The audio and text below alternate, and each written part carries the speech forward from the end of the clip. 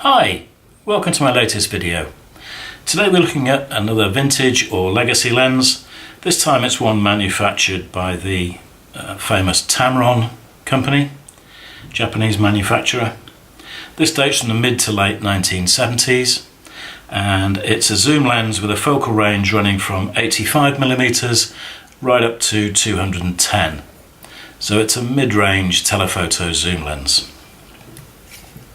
It comes from their pretty well-known Aperture range, which at the time was meant to appeal to people looking for lower price lenses to fit to their particular system, whether it be Nikon, Minolta, Canon, Yashica, whatever.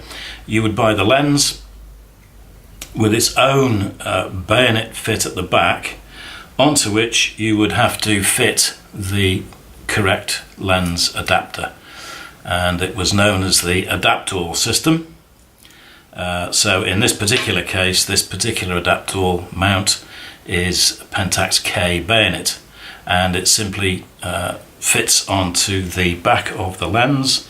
There's a tang that locates, if I can get it right, there we are, and twist,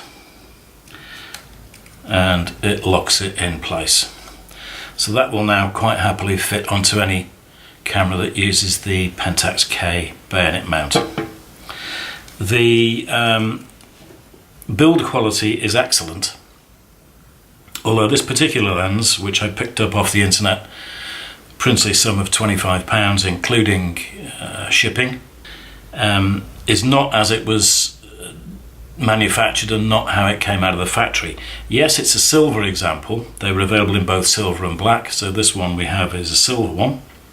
There's a few little rub marks on the satin finish chrome work, but nothing that worries me at all.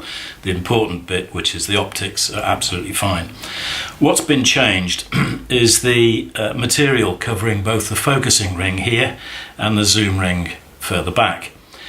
Originally they were covered in leatherette, and over the years the glue that they used to use to stick the leatherette down, it basically perishes. It no longer has any sort of adhesive qualities.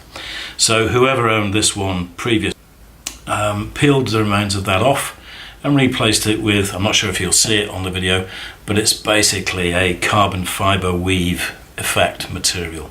But they've done a nice neat job on it, and it doesn't detract from the overall appearance of the lens. It has a manual and automatic setting, so if you wanted to use it on a manual body you can do.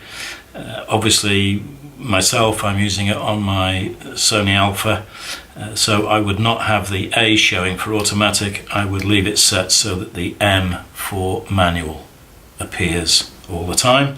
That way the iris opens and closes as I make the relevant adjustments at the back. Maximum aperture of 4.5, which is constant, so it's what we call a straight through lens.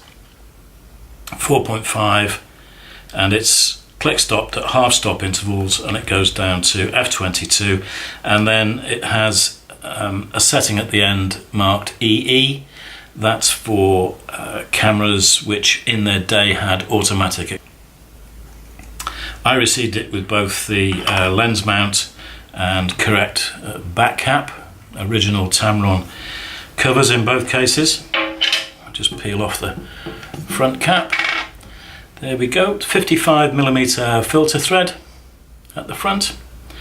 Auto Tamron zoom, 4.5, 85 to 210mm. Serial number is stamped in the front there. And a nice touch, but I'm not sure how effective it is. It does have a built-in lens hood, but it's really very short. It may be beneficial at the short end of the range at 85mm, but I'm not very sure how effective it's going to be at the longer end, 210mm. But there we are. It's a good quality, weighty lens, certainly no lightweight, and because I'm going to be using it on my Sony Alpha A6000, I'm very concerned that when I mount it on a tripod, it's going to put tremendous movement, tremendous pressure on the tripod mount on the base of the camera. So what I'm looking for right now is a tripod mount that I can clamp around the back end of the lens so that it's better balanced when I do use it on a tripod. Now I have included some photographs at the end of this video which have been taken with this lens just today in my local park, so they're nothing to write home about, but I hope they will illustrate the quality of the lens. I'm very happy with it. All the photographs that you'll see at the end of the video were handheld.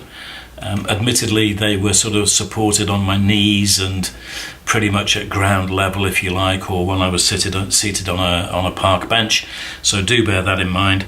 But nevertheless, I think the results speak for themselves, and it's a lens that I'm going to use hopefully quite a lot in the future. It's silver as opposed to black, so it looks a bit of an oddity when it's mounted on the front of my A6000, but at the end of the day, you know, that doesn't worry me. It's the performance of the lens that concerns me most, and so from that point of view, I'm really not too bothered about the satin silver finish on this end. That's all, folks. Thanks very much for watching, and I'll catch